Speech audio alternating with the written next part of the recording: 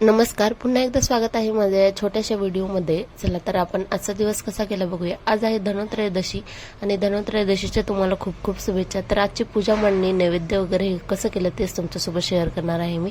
तर सकाळची सुरुवात सकाळी पहाटे 6 वाजता झाली होती आणि किती छान फुल फुललेलं आहे ते बघा. याचा कलर खूप आवडतो मला. आणि त्यानंतर लगेच गरम पाणी करून घेतलं आणि मी माझं आवरून घेतलं. तर पहिला दिवा आम्ही धनोत्रयोदशीच्या दिवशीच लावत असतो. कोणी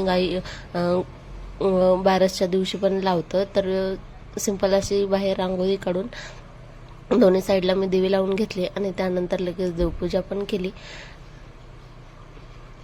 देवपूजा झाल्याच्या नंतर मग जे फुल फुललं होतं तेच एक देवाला मी वाहिलं आणि लगेच लागले डब्याच्या तयारीला. तर डब्यामध्ये काय आज मी सिंपल अशी भेंडीची भाजी आणि चपातीच बनवणार होते. काथा पण तोपर्यंत उठली होती, त्यांचा डब्बा भरून दिला आणि ते लगेच गेले कंपनीमध्ये. आता बाकीचे कामं बरेच होते, कपडे भांडे वगैरे.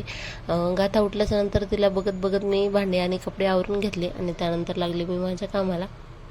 तर हे मी घरी बनवलेलं आहे, जे की संक्रांतीचे जे हे असतात ना मटके, त्यालाच मी असा कलर केलेला आहे. तर असं काही करायला मला खूप आवडतं. तर ते धन असं पडताना असतं ना तसं बनवायचं होतं मला, पण नंतर लक्षात आलं माझ्याकडे चिल्लर खूप कमी आहे. त्यानंतर आवरून आम्ही दोघी गेलो सामान आणायला. तर मी पहिल्यांदाच गाथाला अशी एकटी घेऊन जाते बाहेर. तर हे काही सामान आणायचं होतं मला महत्त्वाचं, जे की तर येताना बघितले सगळ्यांचे किल्ले असे तयार होते. खूप छान छान किल्ले बनवले होते. नंतर घरी आल्याच्यानंतर तिला झोपवलं आणि सिंपल अशी रांगोळी काढून घेतली.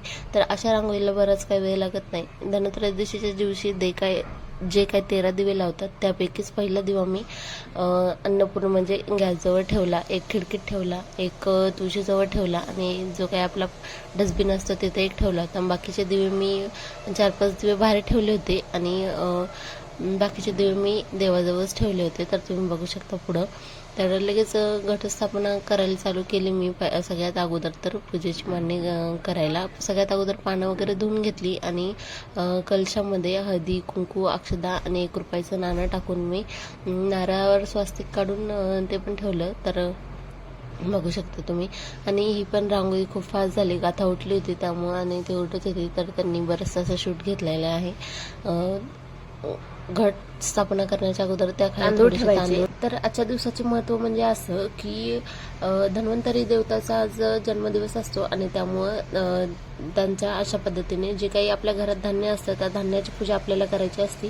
आणि आयुर्वेदानुसार पण म्हणजे जे काही आयुर्वेदात असतं जसं की तुळशी, इलायची, लवंग, आपल्या घरी जे जे उपयुक्त असतं त्याची पण पूजा आज करून घ्यायची असते. तर ह्याचा आज धनोत्रयोदशीचा नैवेद्य म्हणजे त्याचा मान असतो धने आणि बताशे, जे की मी आणले होते आणि तुम्ही नंतर बघू शकता मी वाटीमध्ये ते ठेवले होते देवाला. तर लक्ष्मीची पूजा म्हणजे झाडू आणि लक्ष्मीची पूजा ही आपण लक्ष्मीपूजनच्या दिवशी करत असतो आणि आजच्या दिवशी धान्याची पूजा करायची असते आपल्याला. तर तेच मी आज केली होती. खूप काही जास्तही नाही. नंतर माझ्या लक्षात आलं की देवीला आज हार बनवायचा राहिला. फुलं बरीचशी बाकी होती पण ते गडबडीमध्ये राहूनच गेलं. तर सुंदर अशी पूजा माझी झालेली आहे. मनोभावी जर पूजा केली तर त्याचं फळही आपल्याला भेटत असतं. तर बघू शकता किती छान दिसते. आणि ज्यावेळेस आपल्या घरामध्ये पूजा असते त्यावेळेस एक वेगळीच वाईब्स असते आपल्या घरामध्ये, एक वेगळीच एनर्जी येते आणि खूप पॉझिटिव्हिटी असते. तर बाकीचे जे काही देवे उरले होते ते मी इथे लावले होते आणि नियमित दीपदान पण केलं होतं, जे की कणकीच्या देवाने करतात. तर असा होता माझा आजचा दिवस. कसा वाटला व्हिडिओ नक्की सांगा. प्लीज आणि सबस्क्राईब करायला विसरू नका. चला तर भेटूया पुढच्या व्हिडिओमध्ये. धन्यवाद.